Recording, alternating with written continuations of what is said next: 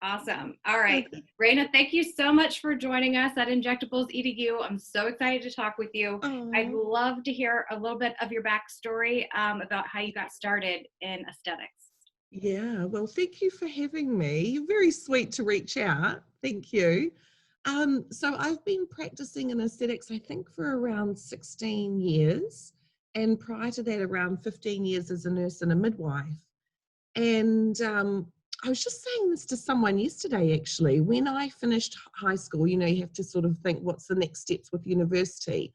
I wanted to do a degree. It was the first year in New Zealand that they had a degree with teaching people with disabilities, but they were only accepting 15 people into the course. So my mum said to me at the same time, well, why don't you apply for nursing in case, just as a backup, you know what I mean? And I got into nursing first, so I accepted it. And then I got into also the very small degree that was the first time it was being offered in New Zealand. And I'm really pleased that I did the nursing because it's able to take you through so many, you know, you can go through so many different pathways. And from there, I did a lot of different things in nursing, but then I entered in midwifery. I studied at King's College in London and practiced as a midwife in London and Australia. And I was more of that home birth mum, you know, water births and all that sort of thing. That was my thing.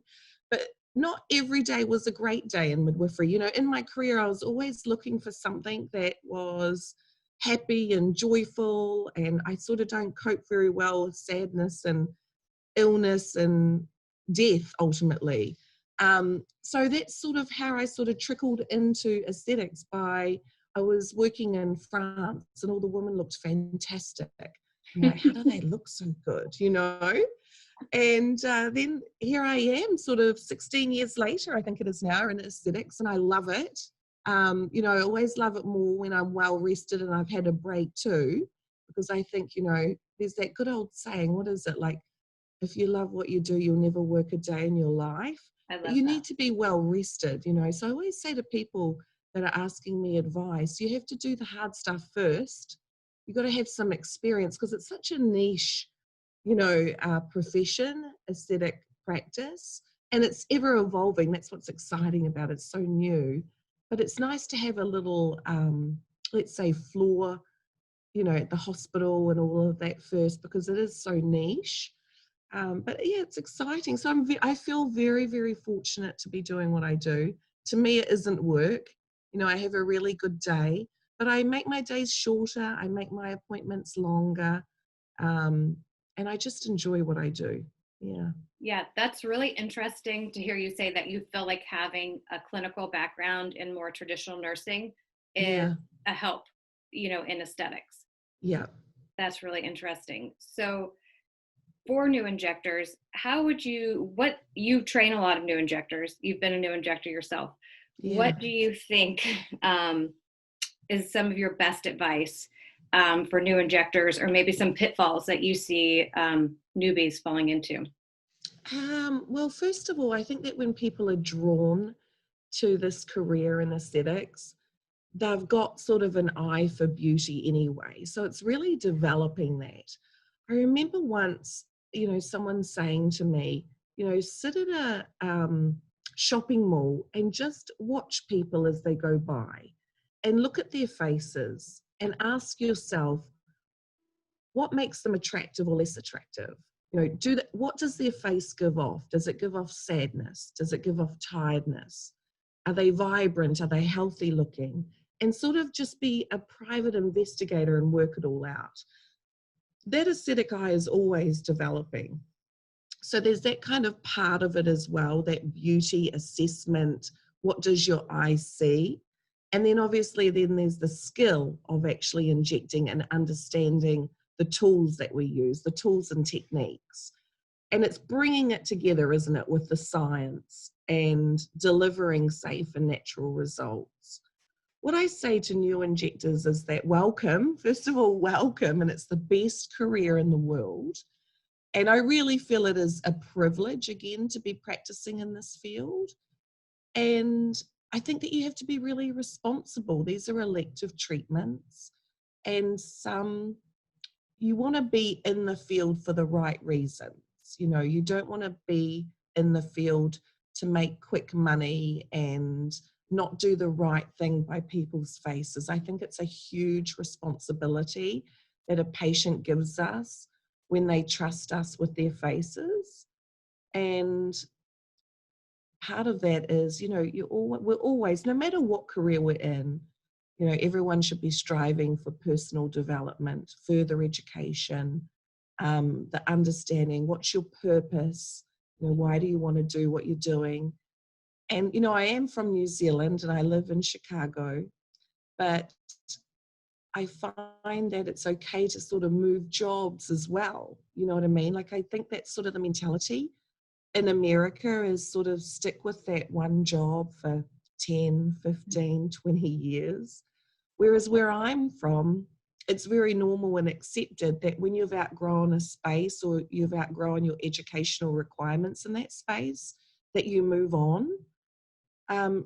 So I always say to people, like, sometimes when you're coming into the field, your first position may be a stepping stone, you know, before you move into the next stepping stone. And you're always growing and developing. It's kind of like with girlfriends, you know, when they split up with their boyfriend, I always say, well, listen, you'll always upgrade. You won't take any crap, you know, like that you've taken with this one. You'll always upgrade, you know what I mean? So I can answer that question in so many different ways, but I think it's important to develop yourself, love what you do, and know you've got to keep going on the path. It doesn't stop. You know what I mean? Is there a particular textbook or resource that you find like a great place to start, kind of some good basics? Yeah, well, look, in a way, what's come out of this pandemic is things like you here. You know, you just reached out to me casually and said, hey, Rana, can I have 30 minutes of your time? I want to share some information with my audience. And so there's a lot of free information. You know, a lot of people have gone to this online platform. So it's not necessary that you've got to invest a huge amount of money. It's just what you've done to me is connecting with people. You know, I say to people, connect with each other, support each other, share information, and give it back as well. You know, I always pass it forward because then it will come back to you tenfold. So what we've been seeing online recently with things like, you know, Zoom conferences, meetings, social media things, there's a lot of education on, again, assessment, consultation, techniques, cadaver labs, or there's a lot of things that are affordable as well, because you're not having to fly to conferences or, you know, stay in hotels and things. You know, in 2020 last year, I just looked up all my conferences that I had scheduled. I had one scheduled in Monaco, which is the AMWC. I had one scheduled in London, which was FACE. I also organised a private training there with Dr. Tapan. I had IceBand to go to. Like, you know, it just went on. Like, your education and continuing education keeps going on, whether you're new or experienced in the field. But I think everything is a lot more accessible now. You know, it's accessible because it's at, you know, here at this little keyboard. Yeah, and never stop learning. I agree. I think an Yeah. injector who's been doing it for 20 years, who's not, you know, always every year continuing and growing because things change so Yeah. much. What do you think is the most difficult part of this job? And how do you kind of overcome that? The most difficult. You think, are you asking for me personally or new people entering the field or new injectors? Really either. I know I Yeah. heard you speak at Aesthetic Next about how you really struggled, you know, with encountering your first vascular occlusion and how Oh, you yeah. kind of came out on the other side of that. And now you're Yeah. such an advocate for safety. So I think there's a huge fear in new injectors and anybody of Yeah. encountering a complication, or whether it's just your run-of-the-mill difficulty. Yeah. Or what do you find day in, day out is the most difficult? Yeah, so there's always you know, with, I like to share that there's a healthy fear that comes with facial injectables. It's being prepared, you know, having your safety algorithms, consenting your patients beforehand, having a trust between the two of you. You know, my medical director, I'm so fortunate that he's dealt with a lot of complications. So I've really got like a guru that's not frightened of anything, just aligning yourself with an eye specialist, or that. That is a healthy fear that I've got now, where it used to be an unhealthy fear. I also make my practice really safe for my patients. I sort of don't do things that I used to do when I wasn't as knowledgeable. I think for me now, as experienced as I am, I doubt myself. That's probably what I do. I doubt myself and I think, do I really know that? Because some people look to me as if I really do know everything, and it makes me feel like I know nothing. And it sounds really weird, but it makes me feel smaller and smaller and smaller. So that's sharing honestly, like personally, how it feels for me. For new injectors, what I hear, sadly, and it makes me want to tear up. I don't want to look like a marshmallow here, but I don't feel like we have this so much in Chicago, but in other parts of, and I can speak to the States really, and Australia, is that people don't have a support network. Like these women really aren't, you know, maybe verbalizing, we're empowering each other, we're uplifting each other, but it's really not happening behind the scenes. So, you know, I recently had someone from your neck of the woods come and see me for a private training. And she's like, she tried so many people locally and fell short on that support. Mm-hmm. And I'm like, oh my gosh, you know, where have you come from? I know someone, but it shouldn't take me to do the introduction, you know, like, so I feel like if you give it, it'll come back. And that I really want for the industry for us all to be like that. And I know we can. And it's not competitive because there's just so much business. Look, during this pandemic, everyone's busier than ever. You know what I mean? Why? This is exactly why, because we're looking at ourselves on Zoom. But I love that, like, colleagues, not competition. That is, I think, such a shift that we need to see in aesthetics. It's also crazy to hear you kind of describe that you feel like you have imposter syndrome. You know, I think that I think every injector feels that way, probably no matter where you are on the spectrum of experience. Do you know, I was just thinking this morning, I was posting something on my Instagram, and I thought to myself, do I want to be good at social media, or do I want to be good for my patients? Mm-hmm.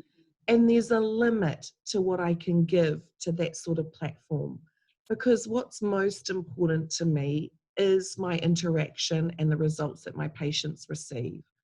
But then you can't pass your social media off to someone, because then it's not you and it's not authentic. Yeah. But I thought to myself, you know, just by scrolling this morning, I'm like, how do they do that? You know, and I'm thinking, and then I gave myself a reality check, because I'm like, I don't need to put everything pretty together in the fancy arrows and that. I don't have time. I don't have the passion for it. I'm just going to keep doing what I'm doing, because really, I don't want to be a social media expert. I want to be an aesthetic expert, you know, with my patients. I want that. My most important thing is my relationship with my patients, the trust that we have between us. That's more important than anything else. So when you talk about imposter syndrome, it's not just the skill of your hands, you know, injecting faces.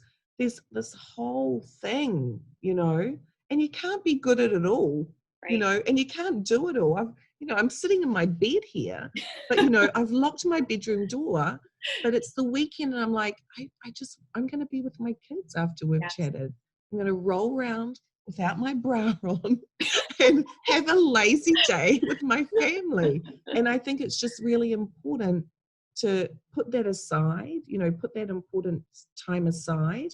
And also for people entering into aesthetics, it is now an important aspect, the social media, but be true to it. Don't make it a job, and don't look at, you know, likes and followers. It will happen when it happens, you know, and with that social media platform, you can connect like we've connected.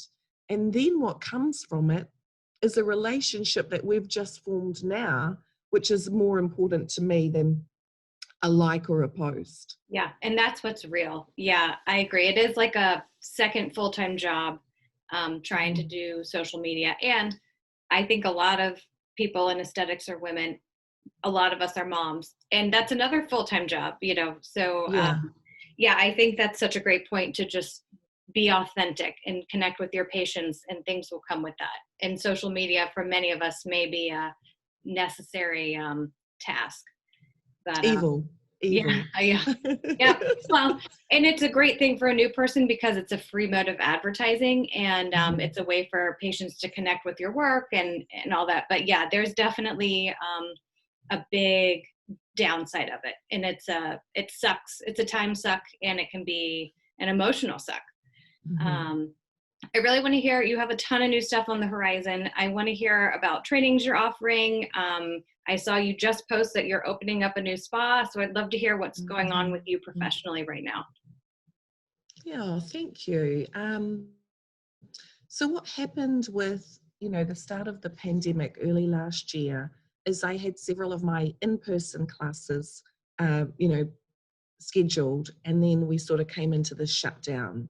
So, sorry, refunded everyone their money. And then a few people got back to me and was like, Rana, can you put this online? And I'm like, no. No. And then it just sort of, these requests come through, and I thought, oh, I was at home, we're all cuddled up as a family. We're all stuck inside for sort of 3 months. And I thought, well, if I'm going to put it online, it's going to be all my own, and I'm going to get it accredited. And I did that. And it was very hard for me to do it because it's sort of like, it's easy for me to talk to you right now because I'm seeing you and not me. But with this online course, I had this little window, and I was seeing me, and I was talking to my presentation that I made, and I found it really difficult. And so what I did when I edited it, I made myself really small because I'm like, nobody wants to see me. You know what I mean? Like, I sort of made myself small.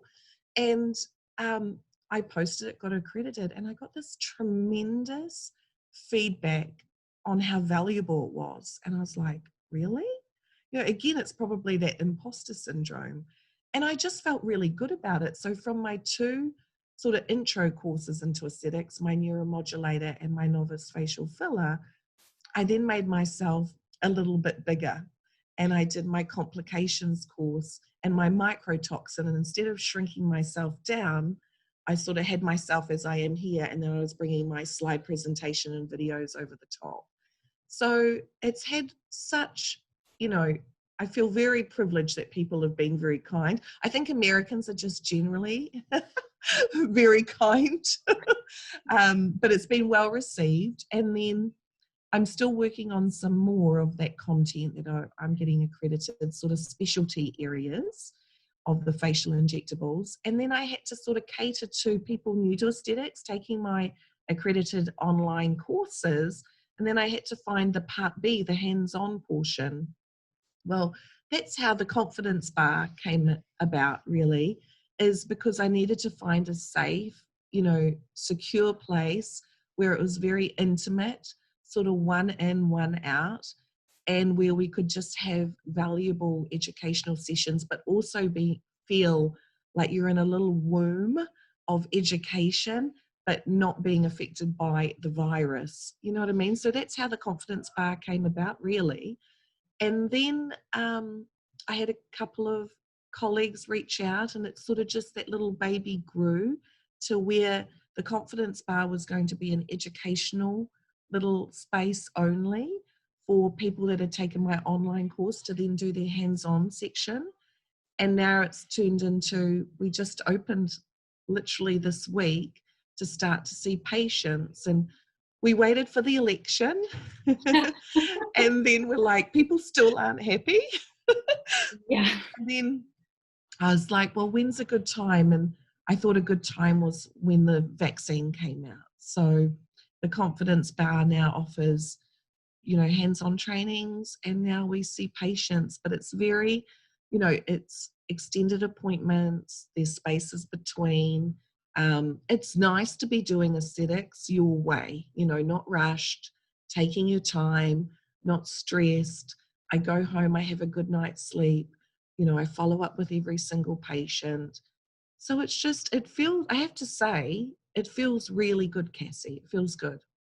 That sounds Yeah. amazing. I love the name Confidence Bar. I also love the Thank womb of you. education. Oh, that's probably from my midwife years. Yeah, I love that. That sounds like a great space. I will 100% put all the information about how people can find you, find your training, Oh, thank um, you. and the conferences sound amazing as well. Yeah. I guess I'll just end with you. I'd love to hear kind of what inspires you in aesthetics right now. Just end on a really positive, like what's inspirational to you right now. You know what's inspiration me is the people that are entering into aesthetics, they're so excited. What I see more of I'm not saying younger in terms of younger age, more of people entering, they're so excited. They're very quick to connect, you know, and they're pushing each other forward without me being involved. That really gets me excited because that's what I want. Ultimately, that's what I want. I want people to be able to call each other. They're in different states. Hey, I've got a question about this patient. Oh, this is what I did. What would you do? You know, that's what really builds my excitement. When I entered into aesthetics, there were sort of the creme de la creme here, and they were untouchable. You know what I mean? In a way, good people, but, you know, and now what I'm feeling is that this new surge of healthcare providers, they're just carrying each other through. That is truly what gets me excited. I love Yeah, that. Thank that's really what it is. And you know what? It's interesting because I'm only sort of realizing it as I'm talking to you too. Like I know that that's what I feel, but it's not something that I actually verbalize. You know. So thank you That's for awesome. And that is really that. what my whole, site is all about. And I'm glad that you're seeing that as a new trend. Yeah, I think it's needed. yeah. I think it's definitely needed. Thank you so much for spending part of your family day Oh. talking to me. You're so welcome. Much Thank you. gratitude. Thank you for coming to bed with me. You're so, you're just so genuine and wonderful. And thank you so much for your time. Thank you, Cassie. Mwah. I hope to see Bye. you in Nice meeting person you. soon. Thank Bye. you. Bye.